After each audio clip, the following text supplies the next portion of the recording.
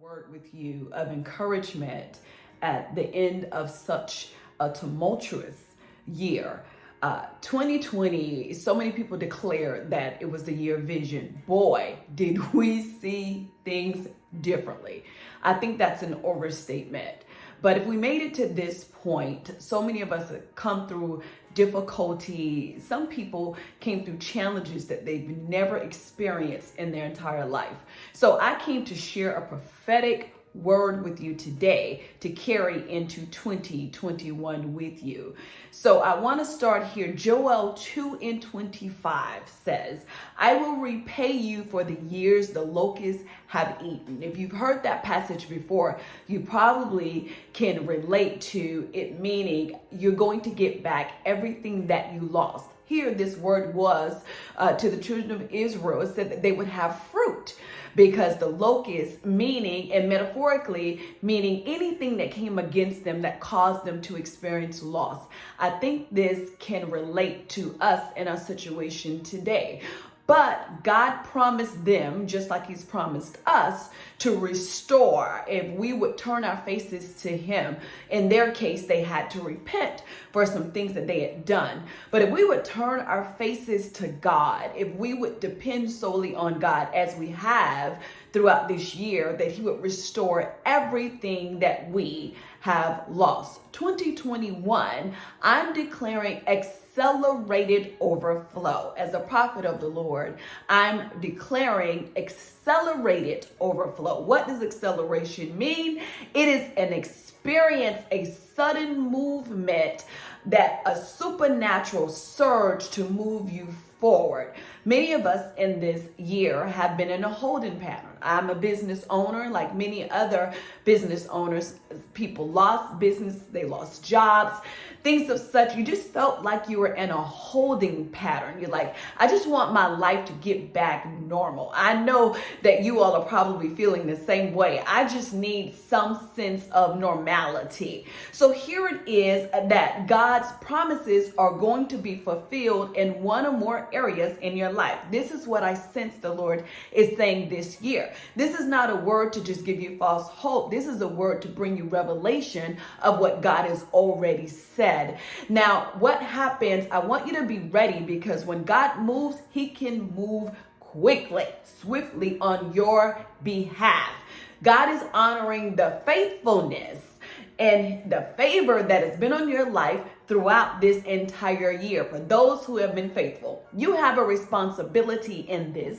And what your responsibility and my responsibility is to shift our mindsets. That means we are moving from looking for God and looking for an answer to actually seeing what he is doing. I believe that this year we will get revelation of why we endured some of the things that we endured in 2020, that the story will be told in 2021. We must keep our eyes open to what the Holy Spirit is doing. So what I want to share, I want to give you five things.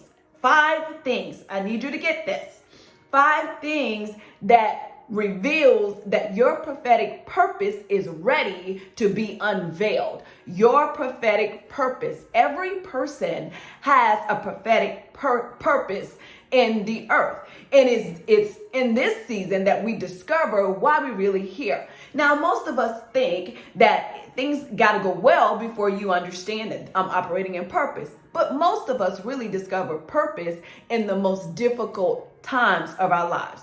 So number 1, which I know you can relate to this, like I can relate. You have experienced, or you are experiencing, one of the most difficult seasons of your life. I could just pause right there and say, think about that. For some, this has been the most challenging thing in your entire life.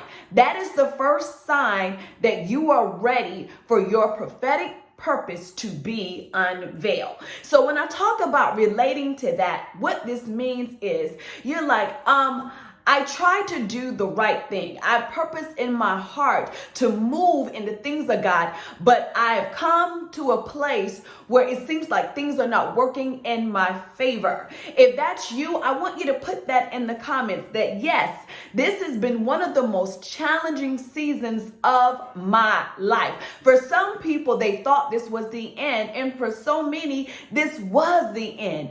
But you are still here. You survived.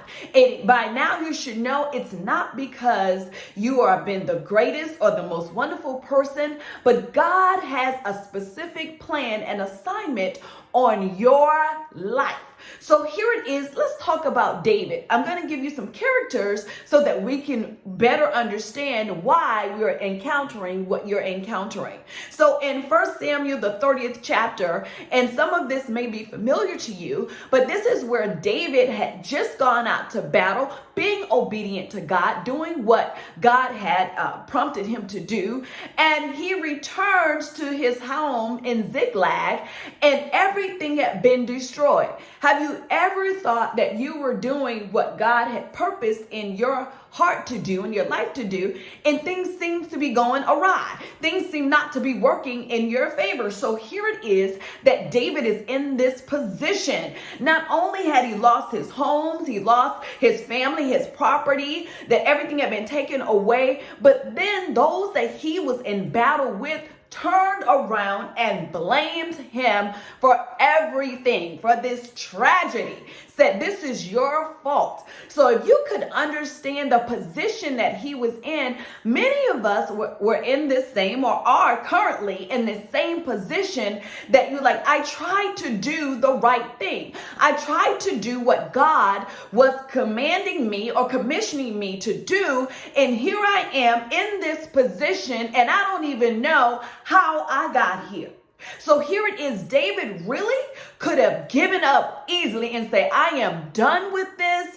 God, I just throw up my hands. I throw in the towel. But he didn't do that. Like many of you that are watching me right now, he stayed the course. He stayed on track. He remembered what God had told him. So I got to release that to you. If you want to experience that prophetic purpose, you said, I want my prophetic purpose to be unveiled. I want to know the truth of why I have encountered what I encountered. I want to know the truth of why I have endured some of the things that I've endured. You've got to press in. This is the time that David made the hard decisions, the difficult decisions in the midst of trouble. This is when leadership is really revealed, guys.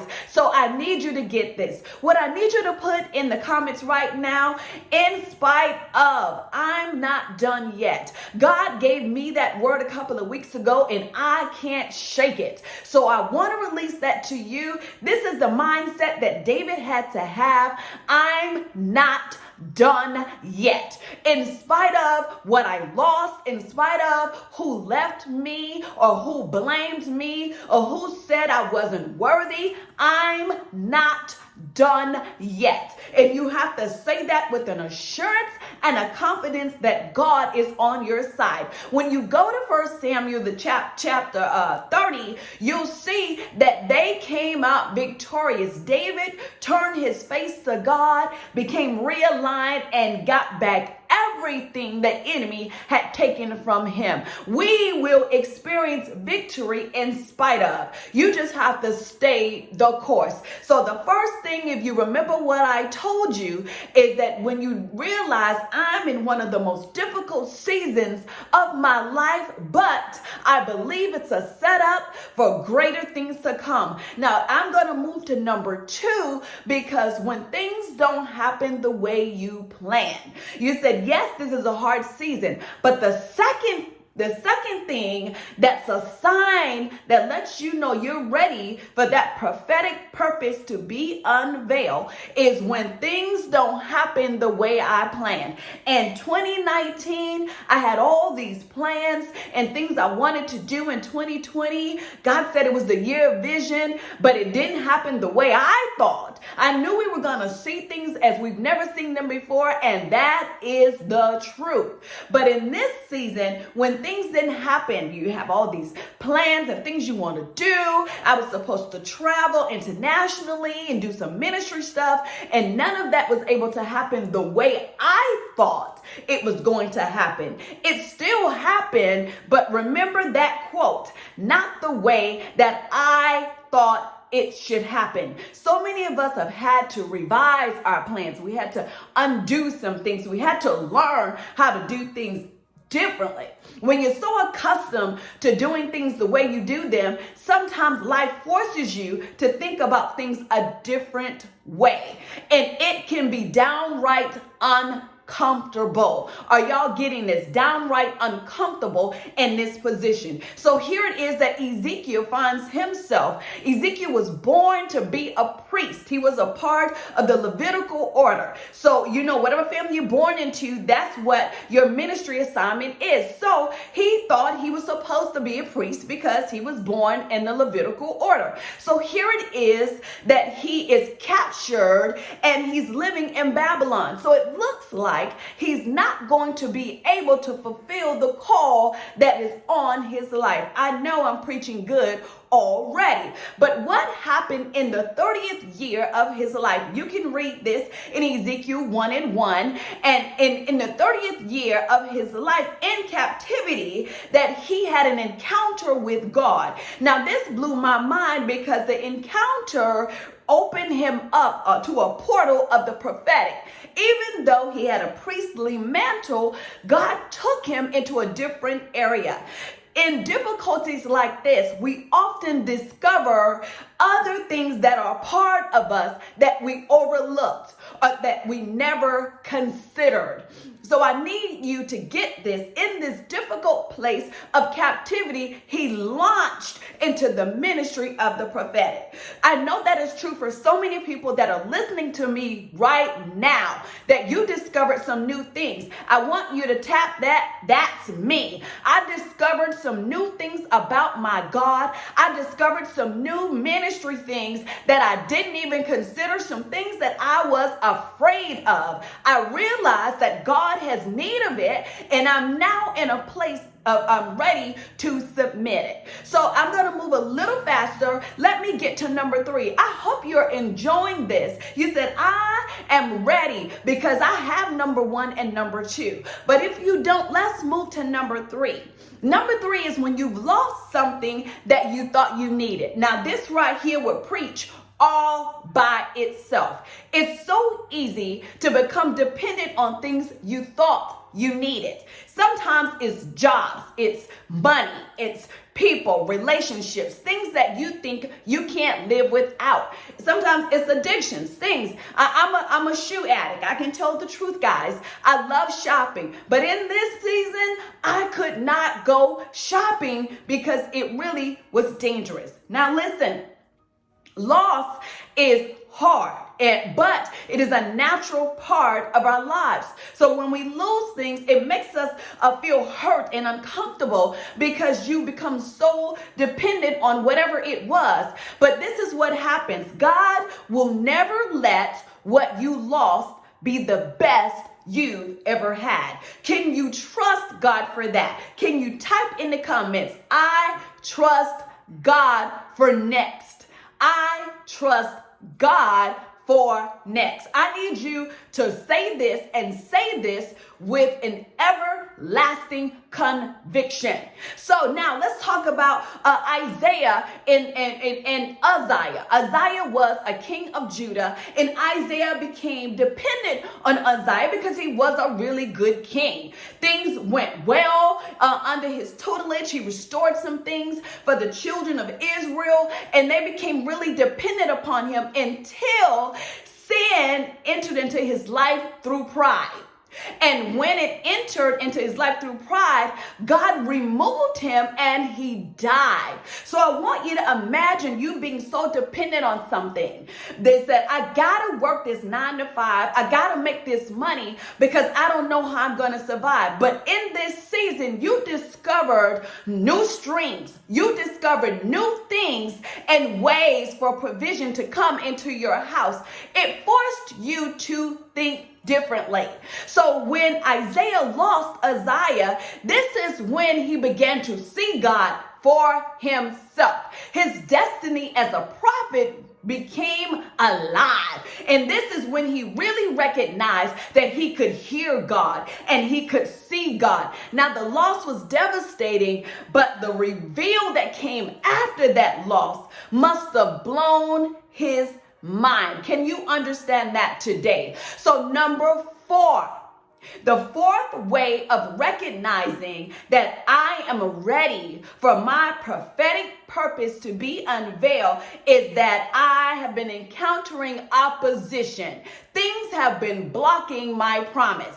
When you know what God has been saying to you about you and how God wants to move through you, but there is opposition trying to stop you. Opposition tries to overtake you. Sometimes it happens through other people. Sometimes it happens through circumstances. Sometimes it happens because we are immature and not ready. This is where ideas fail. This is where sometimes you lose your confidence or you're unsure or uncertain about what it is that God wants to really do through you or how he's going to do it through you. So sometimes it looks like things are just not coming together. If that's you, I need you to give me a thumbs up. Yes, prophetess, you are talking to me. And you're like, it's not that I have lost hope or I don't believe God. I do. But it is discouraging at this juncture. So here it is. I want to talk about Caleb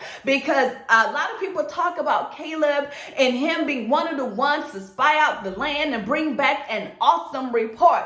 But I don't know if you knew this about Caleb, that because of his faithfulness to God, that Moses prophesied or spoke that he would receive abundance land. And this is something that Joshua said to him too, that he would receive an abundance because of his faithfulness. So here it is that he's requesting what God promised him. And when it's time for him to take it, the day before, he recognizes that there are Canaanites or giants in the land, and the land was Hebron. Now, God promised it to him. I need y'all to get this prophetically. Has God ever promised anything to you and it seems like it is so hard to get it? Because I don't know, somewhere in our minds, we think whenever God promises us something, we're supposed to just skate right through and just go right to it and get it without any difficulty or without any